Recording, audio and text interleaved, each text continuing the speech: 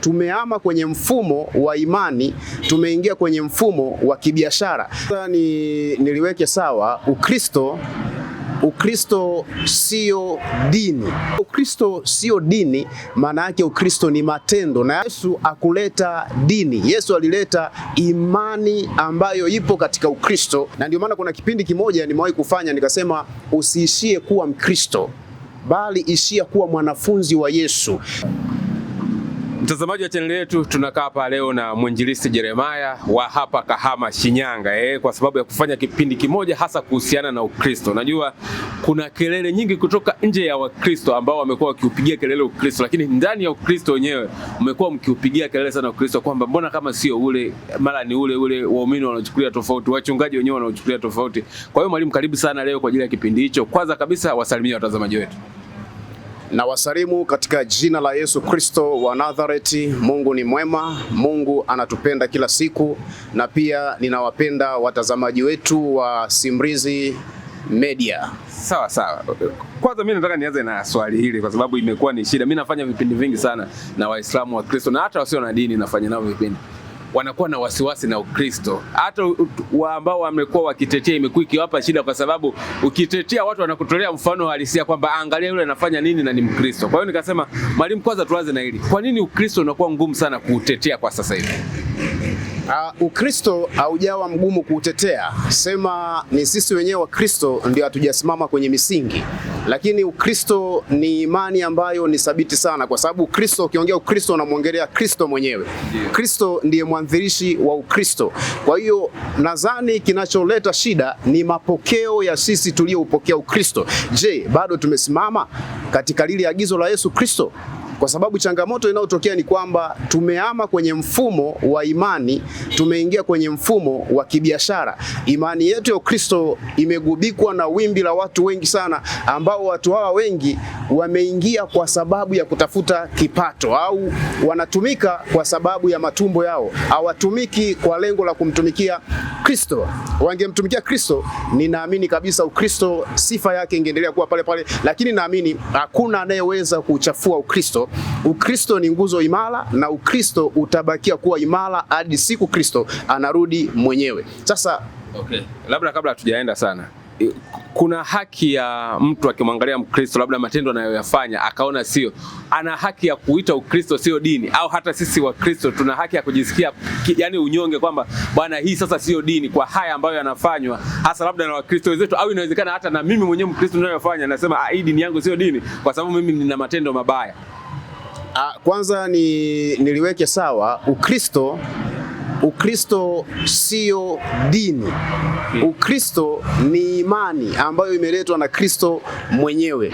Dini sio dini. Ukristo ni imani ambayo imeletwa na Kristo mwenyewe.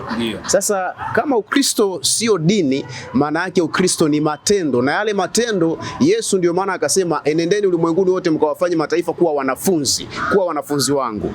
Yesu akuleta dini. Yesu alileta imani ambayo ipo katika Ukristo, sio dini. Kwa sababu ingekuwa ni dini, basi tungekuwa na dini moja. Ndio maana ziko dini tofauti ndani ya Ukristo. Kuna Wasabato, kuna Waloma, kuna Wapentekoste, kuna nani, wako vikundi tofauti. Sasa tunasema dini ni kikundi ambacho kilianzishwa mahususi kwa ajili ya kusanyiko la watu fulani, kwa ajili ya kumtafuta Mungu wao. Kwa ajili ya kumtafuta Mungu wao. Kwa hiyo naweza nikasema Ukristo sio dini, bali Ukristo ni njia na mwongozo kwa ajili ya kumpata nani? Kristo. Na pia Ukristo umeleta uhalisia wa mapinduzi katika maisha ya mwanadamu, kwamba Kristo pekee ndiye aliyetolewa duniani ili kuja kutuongoza sisi. Na ndio maana kuna kipindi kimoja nimewahi kufanya nikasema, usiishie kuwa Mkristo bali ishia kuwa mwanafunzi wa Yesu. Kuna tofauti kati ya mwanafunzi wa Yesu na Mkristo. Mkristo anaweza kawa Mkristo akaa kwenye dini, yani wewe ni Mkristo na unaishi kwenye familia ya Kikristo, lakini Jumapili hauendi kanisani, au kama ni ibada za katikati hapa hauendi wala ufanyi maombi, lakini wewe ni Mkristo, si ndio? Sasa tofauti ya Mkristo na mwanafunzi wa Yesu ni kwamba anaambatana, kwa sababu kawaida mwanafunzi lazima ukae darasani. Sasa kama hujakaa darasani utawezaje kuwa mwanafunzi? Sasa mwanafunzi lazima akae darasani, afundishike, na mwisho wa siku mwanafunzi kuna mitihani. Kuna mitihani. Sasa Mtu aliyepita darasani ana uwezo wa kufanya jambo kwa ustadi mkubwa sana, tofauti na mtu ambaye hajapita darasani. Ukimweka mtu aliyepita darasani na mtu ambaye hajapita darasani ni tofauti kubwa sana. Leo dunia inaongozwa na watu gani? Inaongozwa na watu waliopita darasani, si ndio? Vitu vyote tunavyoviona viko hapa duniani, asilimia kubwa watu wamekaa darasani, watu wameumia kuitafuta elimu, na Biblia inasema usimwache elimu aende zake. Sasa kuna tofauti. Mwanafunzi wa Yesu, ndio maana wanafunzi wa Yesu walifanya vizuri sana. Petro, baada ya kuwa Yesu ameondoka, ni kwamba Petro aliweza kuwa na neema kwa sababu alikaa darasani kwa Yesu. Petro, kuna Biblia, kuna mahali inasema kwamba Petro alipita, kivuli cha Petro kiliwaponya wagonjwa. Sawa, ambapo leo haya matukio hatuyaoni. Yule alikuwa ni mwanafunzi. Mwanafunzi mwingine alikuwa ni Yohana. Yohana naye aliyofanya ni mambo makubwa sana, na walikuwa wanafunzi kaza wa kaza, si ndio? Zaidi ya walikuwa 12 wakaja wakaongezeka. Sasa lakini tunachoongelea Ukristo nadhani umelenga. Kwa nini Ukristo watu labda leo wanausema vibaya, wanauzungumzia vibaya?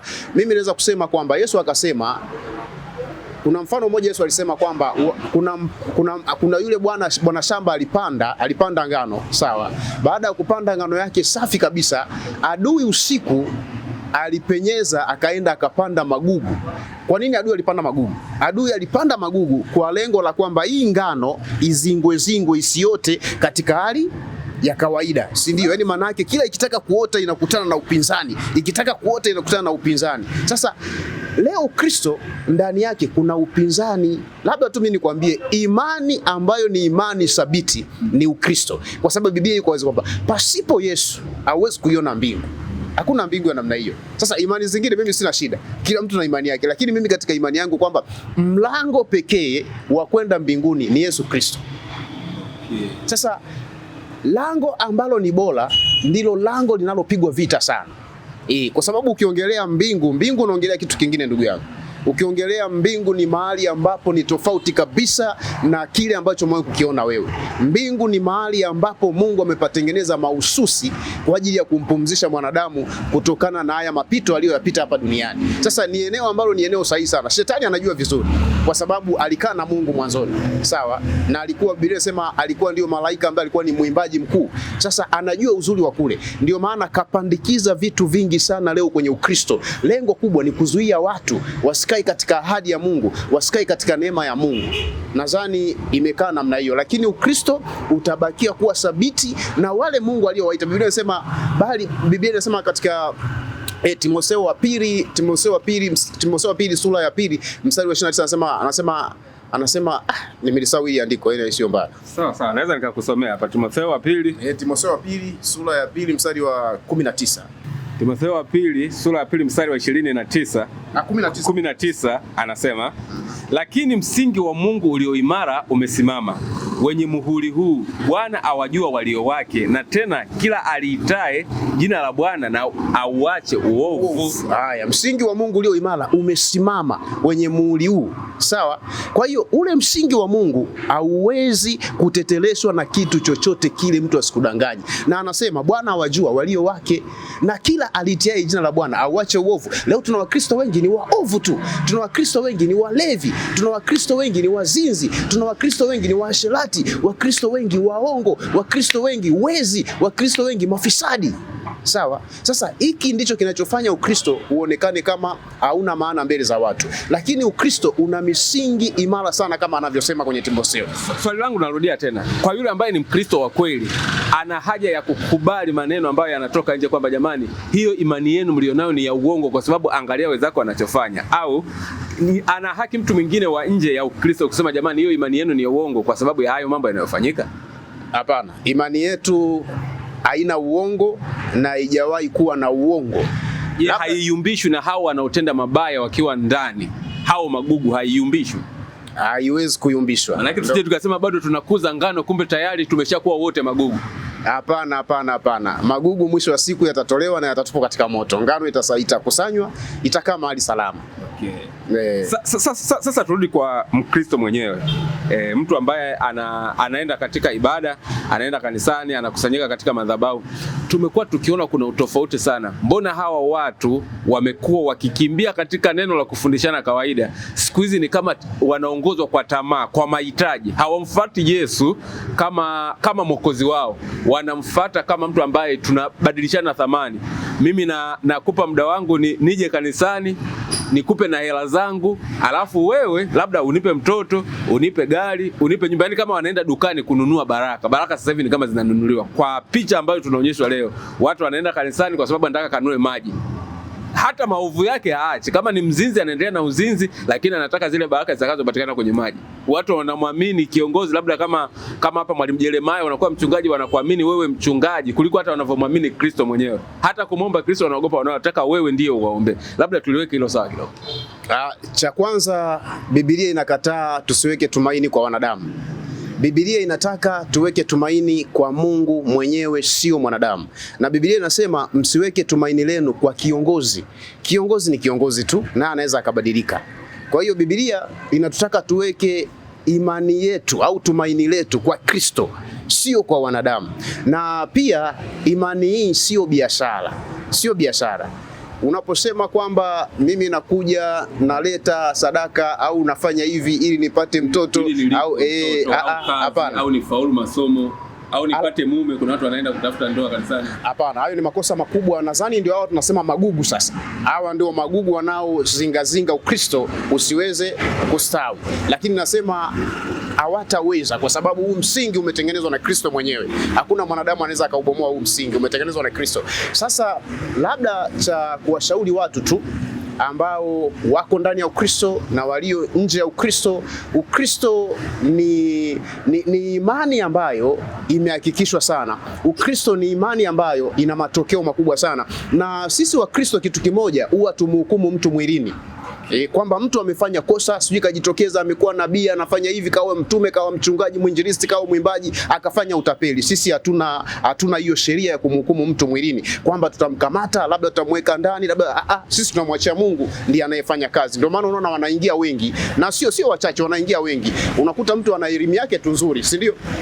Anachanganya na elimu ya dini, anachanganya na nguvu zingine alizonazo sio za giza. Kwa sababu kawaida kuna watu wa wanaona hata kama yuko kwenye imani, anadhaliwa mtu ana kipawa cha namna hiyo, anaona mambo. Sasa huyu mtu akijiingiza kwenye dini, akijiingiza kwenye Ukristo, akijiingiza kwenye mambo haya ya imani, ni kwamba ana uwezo mkubwa wa kufanya kile anachokitaka. Sawa?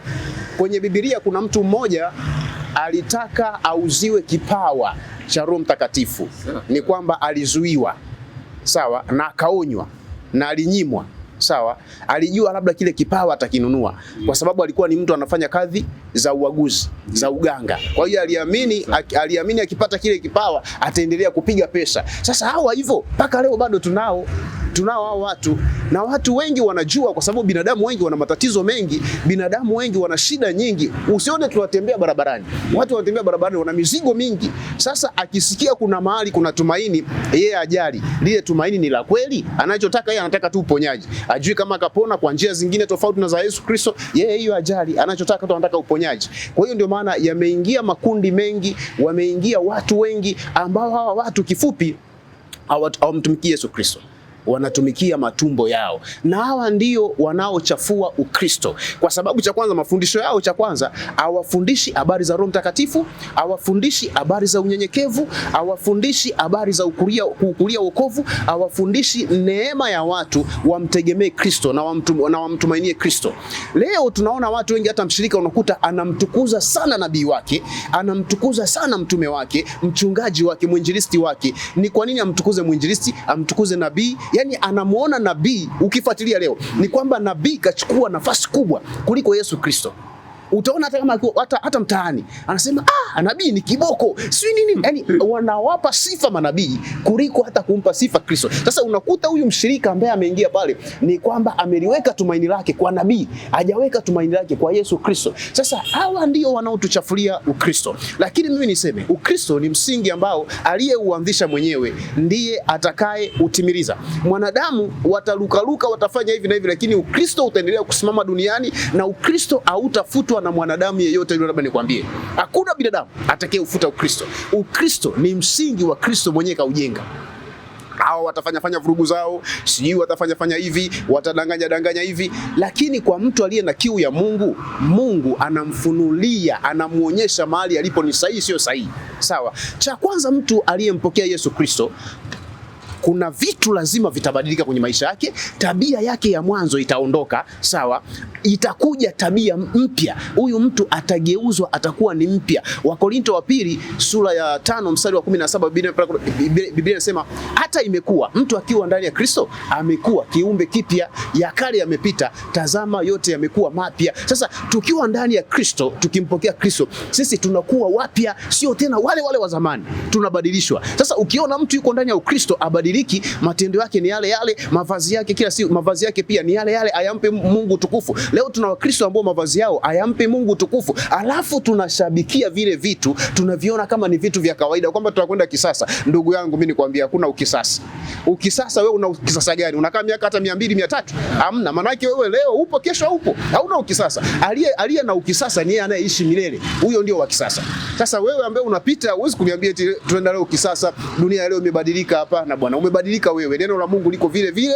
Basi kama tungeweza kubadilisha ukisasa huu, tulibadilishe na ili jua tutengeneze kwa mfumo wetu sisi tunaojua. Na hii hali zikiwezekana tuibadilishe iwe katika mfumo tofauti.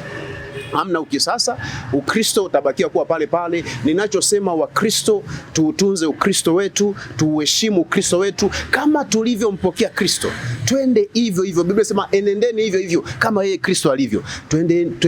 Twende hivyo hivyo, tusiuharibu Kristo. Hawa watu sasa ambao leo, na pia nimeona hata mafundisho mengi, hata wachungaji, mitume, manabii, leo watu wengi kuifundisha kweli imekuwa ni shida sana, kwamba mimi nikifundisha kweli, ndugu yangu, siwezi kukuona, umeona, lakini ile kweli inakuweka wewe huru. Yesu anasema mkijua kweli itawaweka huru kweli kweli. Sasa leo tunaogopa kusema ukweli, tunaogopa kuifundisha kweli, kwa sababu tutakosa sadaka, tutakosa mafungo ya 10, tutakosa washirika. Kwa sababu hii tumeingiwa tamaa ya kupata magari mazuri. Unataka uendeshe gari ya milioni 600, unataka uendeshe gari ya bilioni 1, wakati vitu hivi wale waanzilishi wetu wa kuvifanya. Mtume Paulo anasema kwenye Matendo ya Mitume sura ya 20 mstari wa 33 34, anasema sikutamani fedha wala dhahabu wala mavazi ya mtu, ninyi wenyewe mnajua ya kuwa mikono yangu hii imetumika kwa mahitaji yangu na ya wale waliokuwa pamoja nami. Unaona, huyo ni Mtume Paulo ambaye ndiye katika Agano Jipya ameandika karibia vitabu vyote. Anasema sikutamani fedha wala dhahabu wala mavazi ya mtu, anasema ninyi wenyewe mnajua ya kuwa mikono yangu hii imetumika kwa mahitaji yangu. Nini maana yake?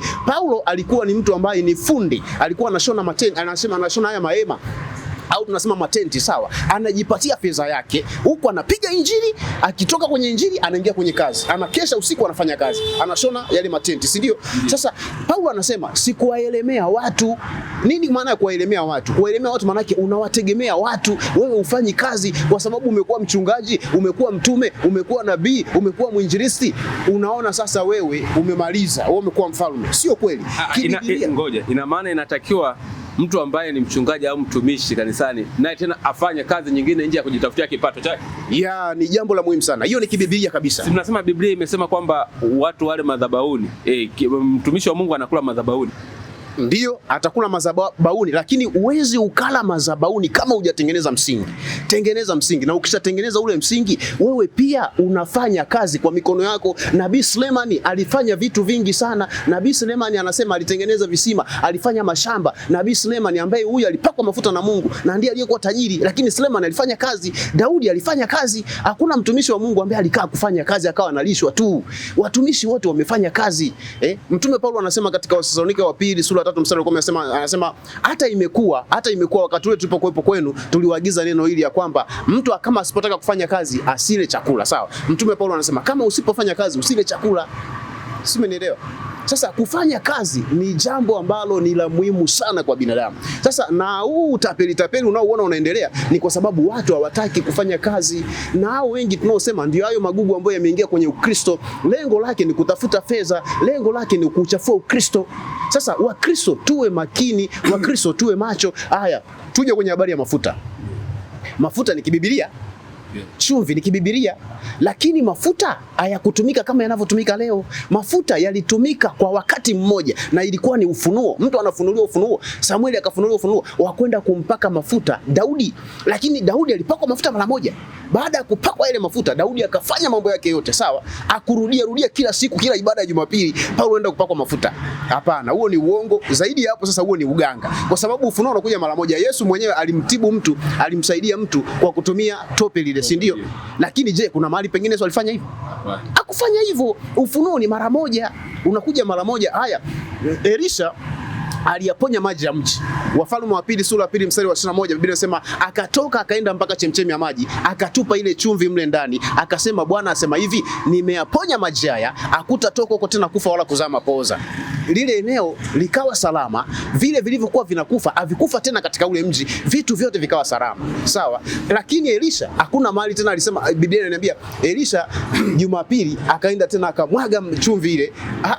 Sio kweli. Au mafuta, Samueli alienda tena akampaka tena mafuta. Sasa ukituletea mwendelezo tutakuwa na mashaka. Mbona mwendelezo? Hii maana yake ni biashara. Isigusi biashara za watu. Lakini nataka Mkristo atambue hili jambo likoje. Ukija ufunuo kwa mara moja na ukasikia Mungu amekupa ule ufunuo, fanya. Lakini huwezi kuniambia kila siku sabuni, kila siku vitambaa, kila siku. Sasa na sisi wa Kristo ambao tumezaliwa kwenye Kristo, na maana kwa sababu kuna Mkristo na mwanafunzi wa Yesu. Sasa Wakristo wengi ni wavembe, Wakristo wengi ni wavivu, Wakristo wengi hawataki kujitaabisha kumtafuta Mungu binafsi. Kumtafuta Mungu binafsi kuna gharama, na kumtafuta Mungu binafsi kuna matokeo makubwa. Maana yake ukimtafuta Mungu binafsi utakuwa salama. Ayubu 22:21 anasema mjue sana Mungu ili uwe na amani, ndivyo mema yatakavyokuijiria, si ndio? Sasa ukimjua Mungu sana unakuwa na amani, unaipata amani. Sasa wengi wa Kristo hatutaki kumtafuta Mungu. Hebu jitabishe kwenye kufunga. Yesu anasema Mathayo 17:21 anasema lakini namna hii haitoki ila kwa kusali na kufunga. Maana yake kuna vitu vingine ili vitoke unatakiwa usali, uwe mtu wa ibada, unatakiwa uwe mtu wa kufunga ili hivyo vitu viweze kuondoka kwenye maisha yako. Sasa Wakristo wengi hatutaki. Mimi najua nikipata chuchi kila Jumapili na nachukua chumvi, nachukua mafuta, nachukua sabuni, mtu anatoka na begi zima, boksi zima. Hivi vitu vitakusaidiaje? Siku moja nikawa namwambia mtu, haya kwa mfano nimebeba hivyo vitu na safiri na mafuta, sio na chumvi, sio na nini. Bahati mbaya kule nako kwenda havipo. Alafu matokeo ya siku, matokeo yake begi langu likaibiwa. Maana yake chumvi imeibiwa, mafuta yameibiwa, yule Yesu wangu ameibiwa. Maana yake nitafika Sumbawanga pale sina Yesu, sawa? Nitafika Shinyanga sina Yesu, nitafika Kigoma sina Yesu, nitakuwa peke yangu. Lakini ukitembea na Yesu, wewe ukambeba Yesu kama jinsi alivyo, wewe mwenyewe ni chumvi, wewe mwenyewe ni mafuta, wewe mwenyewe ni vitambaa, wewe mwenyewe sio ni keki za upako. Kwa hiyo Wakristo wengi tumekuwa ni wavivu. Wakristo wengi tunataka tu kwamba utafutiwe, pia utafuniwe, pia ulishwe. Sawa, Mungu hajaumba kiumbe kizembe cha namna hii. Mungu ameumba mtu na akampa utashi. Mungu ameumba mtu akampa akili aweze kufikiria. Sawa, Mungu anataka watu wanaojitabisha. Mathayo 11:12 anasema tangu siku za Yohana Mbatizaji hata sasa ufalme wa mbinguni upatikana kwa nguvu, na wenye nguvu wauteka. Sawa, ufalme wa mbingu, ufalme wa Mungu haupatikani kilele mama, iko gharama, lazima ulipe gharama. Sasa Wakristo wengi hataki kulipa gharama. Umeona? Matokeo yake tunajua. Sasa hata uombaji wa familia nyingi sasa hizi haziombi. Upentekoste wa mwanzo watu walikuwa wanaomba, familia inakutana wanaomba, wanakumbusha neno la Mungu. Leo familia nyingi ikifika usiku kila mtu analala kwake, kila mtu anajua yeye anavyoomba, lakini watu walikuwa wanatenga mazingira kama familia yangu mimi, tunakaa sehemu moja, tunatafakari neno, tunasoma neno la Mungu, tunatafakari, tunashauriana, tunafundishana mawili matatu, kisha tunaomba pamoja ili kuweka ulinzi ndani ya familia yetu, kuweka uhakika wa familia yetu. Lakini familia nyingi hazifanyi hivyo. Leo kila familia, kila mtoto ana kikopo cha mafuta, ana sabuni, yani kila mtu. Sasa huu ni uchawi. Alafu hivi vitu vinavyofanyika, nimewahi kuona mtu anatupa yale ndo maji ya upako, lakini unamuona kabisa ana mashaka na ana hofu na ana wasiwasi, anaangalia watu sio wanamuona. Sasa unageuka kuwa mchawi, na ukiacha kugeuka kuwa mchawi wewe pia unajitesa, maana yake kile ni kifungo. Umeona, unaingia kwenye kifungo. Sasa Wakristo wengi tubadilike, tumtafute Mungu kwa bidii. Biblia kila mahali imesema tafuta. Yakobo sura 4 mstari wa 7 hadi 10 anasema basi mtiini Mungu, mpingeni shetani na atawakimbia, mkaribieni Mungu na atawakaribia. Umeona, kumbe tukimtii Mungu shetani anaondoka. Shetani ataondoka na magonjwa yake, ataondoka na vifungo vyake, ataondoka na laana zake, ataondoka na kila kitu. Mungu anatukaribia. Mungu akikaa ndani yetu sisi, hakuna kitu kitakachotutikisa, hakuna jambo litakalotufanya sisi tuanze kuyumbishwa. Hatatumia mafuta, hatatumia chumvi. Hizi zingine ni biashara, ni biashara za watu. Labda tu niwaambie Wakristo, biashara zimekuwa ni nyingi kwenye Ukristo kwa sababu sisi Wakristo wenyewe tumekuwa wazembe wa kumtafuta Mungu. Okay, bado nataka nirudi tena kwenye ile swali. Kuna kipindi moja tulikuwa tunajadili, watu wakawa wanasema kuna mpaka wachungaji wanafukuzwa kwenye makanisa, labda kwa sababu makanisa yaliyokaa kitaasisi, wakianza kukemea uovu wa kweli, labda akemee uvaaji, akemee mitindo ya nywele, akemee labda uzinzi, wanasema anawakimbiza waumini. Kwa hiyo sasa mbinu za kuwashikilia waumini zitakuwaje ikiwa wakihubiriwa kweli, wakiambiwa kuhusiana na dhambi, wakikemewa kuhusu dhambi wanakuwa wanakimbia. Na wewe hapo hutaki kuliua kanisa lako kwa sababu wakikukimbia waumini wako maana yake unaua kanisa, na ukikemea uovu waumini wanakimbia. Maana yake ni either unaharibu biashara au unaendeleza. Hapo tunaweza tukawakaje? Mimi nadhani kukemea uovu sio kuwakimbiza washirika. Hao washirika nao watakuwa sio washirika. Washirika wa namna hii ni bora waondoke kabisa, nibakie peke yangu. Nibakie na mshirika mmoja au wawili ambao tunajua kabisa tunaelekea safari ya mbinguni, kuliko kuwa na washirika wengi ambao hawana faida. Kwa sababu mimi nitakapokuambia vaa vizuri ukaniona mimi adui, ninapokuambia uwe mtu wa maombi ukaniona mimi adui, ninapokuambia acha uzinzi, acha uasherati, acha uongo, acha utapeli, acha ufisadi ukaniona mimi ni muongo, sio kweli. Wewe utakuwa sio mshirika. Wewe utakuwa ni jambazi la kiroho. Tena unastahili kufukuzwa kabisa, usionekane kabisa kanisa. Lakini natoa sadaka kubwa. Sadaka yako hainisaidii. Hainisaidii sadaka. Natoa zaka kubwa. Yaani sio shida. Yaani wewe nilishajitolea nikakununulia gari mchungaji wangu. Sasa mimi usipotaka kubadilika na naona kabisa mienendo yako sio salama, unajua huwezi kukaa na nyoka ndani, huwezi kukaa na nyoka, huwezi kumfuga nyoka ukakaa naye ndani unalala mle. Ninachokifanya mimi, gari yako wewe chukua tu.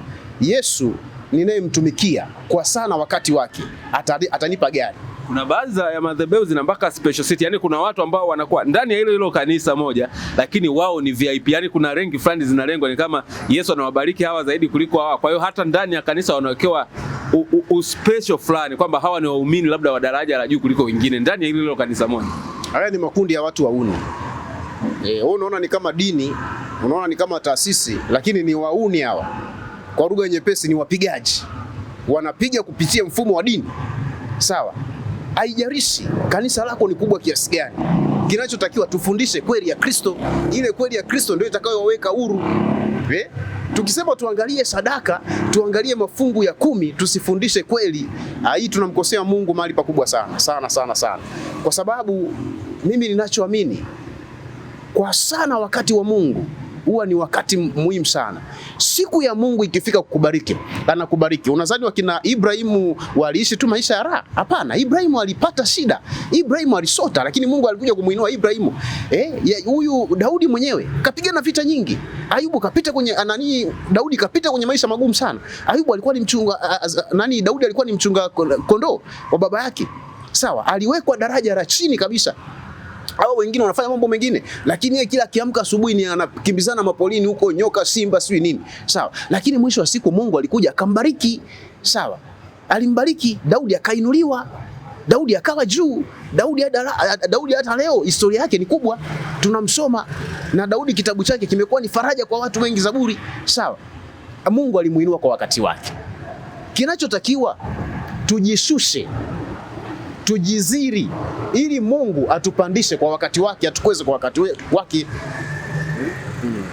Sawa mtumishi, nafikiri kwenye hili nilikuwa natamani zaidi tuishie hapa, lakini nilichokuwa nimelenga zaidi tujue Ukristo wa leo, tuangalie matendo ambayo amekuwa akifanya, mahubiri ambayo amekuwa akipewa watu wenyewe wanachofuata kwenye, yani mategemeo ya mtu anapofuata kwenye Ukristo haingii kwa lengo la kutaka kwenda mbinguni kuacha dhambi, anaingia kwa sababu ana shida fulani. Ndio maana nikasema tuliongelee hili. Unakuta watu wanajazana sehemu fulani, wanakimbia madhabahu fulani kukimbilia nyingine kwa sababu kule labda wanapewa vitu fulani ambavyo wao wanaamini vile ndio vinasaidia kuliko tu hata kuhubiriwa Yesu mwenyewe.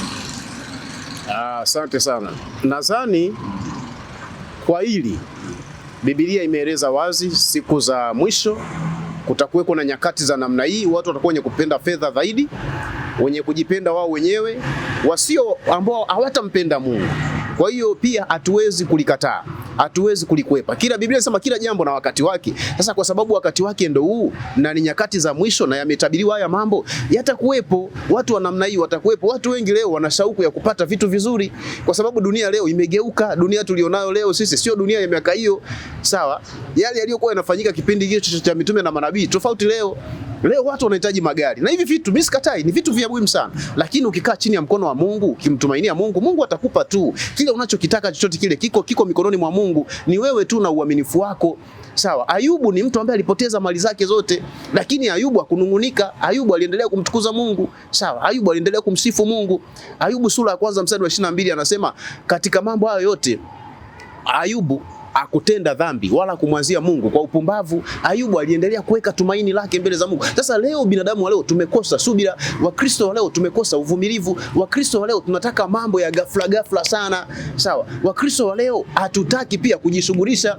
Wakristo wa leo wanaojishughulisha wapo ni wachache, lakini wengi wanataka vitu vya mazingaombwe haya, wanataka vitu hivi vya kupewa tu kwa njia ya mafuta, njia isiyo ya nini. Hawa wanaotutumainisha haya mambo sio kwa sasa, na kwa sababu sisi wenyewe tumekataa kusimama kwenye kweli. Yesu anasema mkijua kweli itawaweka huru. Sasa matokeo yake tuna Wakristo ambao hawako huru, tuna Wakristo ambao wako kwenye vifungo, tuna Wakristo ambao wanataka tu mafanikio. Na hapa kuna mambo kama mawili. Kuna watu wanaomfuata Kristo kwa lengo la mapenzi ya Kristo na kwa lengo la kwenda mbinguni, sawa? Na kuna watu wanamfuata Kristo kwa lengo la vitu. Sasa hawa ndio wakisikia kwamba kuna sehemu kuna upako wa magari, wanakimbia kule. Kuna sehemu kuna upako sio wa nyumba, upako wa fedha, wanakimbia kule. Ndio maana imani leo zimekuwa nyingi. Wengine kwenye simu tu anakuambia inua simu, pokea simu, pokea fedha. Unasema unapokeaje fedha pasipo kufanya kazi? Lazima tufanye kazi. Huu ni ujanja tu sio kwa na maana. Hasa kwa sababu na sisi ni vipofu. Biblia inasema kipofu akimwongoza kipofu mwenzake watatumbukia wote shimoni. Sasa unakuta kiongozi wake ni kipofu na huyu mwenyewe ni kipofu. Mwisho wa siku, na mimi nikwambie, hawa watu mwisho wao huwa sio mzuri. Huwa ni aibu na huwa ni kufedheka. Hata washirika wao mwisho wa siku huwa hawafiki mahali popote, kwa sababu hivi vitu ni vya mazingaombwe. Mungu akikupa kitu kilicho cha kwake atakilinda, atakitunza. Hata kama ni kidogo kitakuwa na nguvu sana, hata kama ni kidogo kitakuwa na heshima sana na kitakupa amani. Sasa hivi vitu vingine vya mazingaombwe siku zote havina amani na siku zote vina gharama zake. Sasa Wakristo wasimame katika neno la Mungu, wasimame katika kweli ya Mungu. Wakijua kweli ya Mungu itawaweka huru. Yesu Kristo ndiye msingi wetu sisi. Tusitazame hawa watu. Hawa watu wameingia, watu wengi ni wafanyabiashara. Hizo ni biashara. Unajua ukimjua Mungu kuna vitu unakuwa unafundishwa na kuna vitu Mungu anasema na wewe, sawa? Biblia inasema siri ya Bwana iko kwao wamchao na atawajulisha agano lake. Sasa kama umchi Bwana, Bwana atakujulisha agano wapi? Sasa kwa ambaye tumekaa katika imani, tumekaa katika msingi wa Kristo, unagundua kuna shida hii moja mbili tatu. Shida ya huyu ni hiki na hiki na hiki na hiki. Shida ya huyu anasumbuliwa na hiki na hiki. Mimi hata nikimsikiliza mhubiri tu najua, napata picha, kwa sababu roho wa Kristo anakaa ndani yangu, sawa? Sasa hivi ndivyo vitu ambavyo natakiwa tuvipiganie ili tuijue kweli. Roho wa Kristo akae ndani yetu. Roho wa Kristo akae ndani yetu, anatuongoza. Sio mimi naweza kujiongoza, ni Roho wa Kristo ndiye anayeniongoza kuifuata njia iliyo njema. Sasa ili wimbi la watu kutaka vitu sana kwa pupa, matapeli wanajipenyezea humo, wanawapigia humo, kwa sababu wanajua watu wengi saizi wanataka vitu. Watu hawamtaki Kristo, watu Kristo wamemtupa, watu wanataka vitu, sawa? Lakini Kristo yupo. Kristo ni yule jana na hata leo. Kristo miujiza yake ni ile ile, hajawahi kubadilika, na Kristo yupo. Sasa kama tunamtaka Kristo, tumfuate Kristo. Kama tunataka vitu vya ulimwengu, haya, kuna sehemu nabii mmoja akasema, na ijulikane leo, sawa, Mungu wangu na Mungu wenu, na ijulikane Mungu mnayemtumikia leo, mnamtumikia Mungu gani? Sasa leo watu wanatumikia Mungu vitu, hawamtumikii Mungu. Mimi nikwambie, mambo ya dunia hii yatapita na vitu vyake vitapita. Mimi nimeona watu wa fahari nyingi, nimeona watu maarufu, nimeona watu wenye sifa kadha wa kadha, lakini leo ulimwenguni wamepita, hawapo. Kwa hiyo mbio zetu hizi, wanasema mbio za nini, mwisho wa sakafu, mbio wanasema mbio za sakafuni ukingoni. Ukingoni, sawa. Sasa umeona haya mambo, mwisho wa siku tunakimbia sana, lakini kuna ukingo, sawa? Kwa nadhani Wakristo wengi tusisababishe kutukanwa Ukristo kwa sababu ya tamaa zetu, kwa sababu ya miemuko yetu, kwa sababu ya kutokusimama katika neno la Mungu. Wakristo wengi tusimame katika Ukristo, tuheshimu Ukristo wetu, tuupende Ukristo wetu, na kupenda Ukristo lazima tuwe wanafunzi wa Yesu. Tukiwa wanafunzi wa Yesu tutapendana Wakristo, tutasaidiana Wakristo, tutabebeana mizigo. Shida leo hatubebeani hata mizigo. Wakristo wengi tumekuwa wabinafsi, Wakristo wengi tumekuwa wachoyo, Wakristo wengi tumekuwa na roho ambazo ni kinyume na Kristo mwenyewe. Nadhani Wakristo, umefika wakati wa Wakristo tubadilike, tusikimbizane na hivi vitu ambavyo vinaonekana, tukimbizane na vitu visivyoonekana. Biblia inasema katika kitabu cha Wakorinto wa pili sura ya 4 na mstari wa 18, anasema tusiviangalie vinavyoonekana bali visivyoonekana, kwa maana vinavyoonekana ni vya muda tu, bali visivyoonekana ni vya milele. Sasa tuviangalie vya milele. Hivi tunavyokimbizana navyo leo ni vya muhimu sana, na mimi natamani niwe na magari, na mimi natamani niwe na maisha mazuri, lakini nisivuke mipaka, bali nimsikilize Kristo, nifanye kazi kwa bidii, nifanye kazi kwa malengo, na nimtumikie Mungu katika uhalisia wake. Mungu anatoa tu. Mungu hajawahi kumwacha mwenye haki wake hata siku moja. Sawa, labda jitambulishe, unawape mawasiliano yako. Kwa majina naitwa Mwinjilisti Jeremiah. Mimi napatikana Kahama mjini, kanisa la MMPT linapatikana Marunga Ufugajini. Hapo ndipo tunapopatikana, na hapo mimi ndiye mwinjilisti, na mambo mengine kadha wa kadha yanaendelea pale.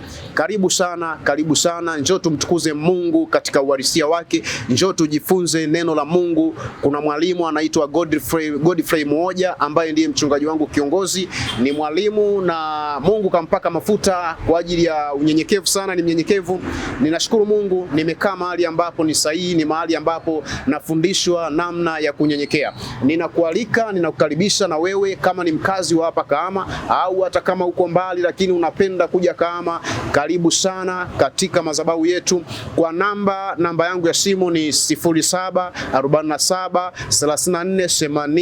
0747348099. Ukipiga namba hiyo utanipata na nitakupa maelekezo. Njoo tujifunze kumtafuta Mungu wa kweli, njoo tujifunze kutunza Ukristo, njoo tujifunze kulinda na kupigania Ukristo wetu katika neema ya Mungu. Mungu akubariki, Mungu akupe neema wewe uliyesikiliza. Mungu akuvushe umjue Yesu Kristo, ujue Ukristo wa kweli, na usimame katika nafasi yako. Ukisimama kwenye nafasi yako, hamna kitu kitakachokusumbua. Kuna mtu kwenye Biblia anaitwa Habakuki.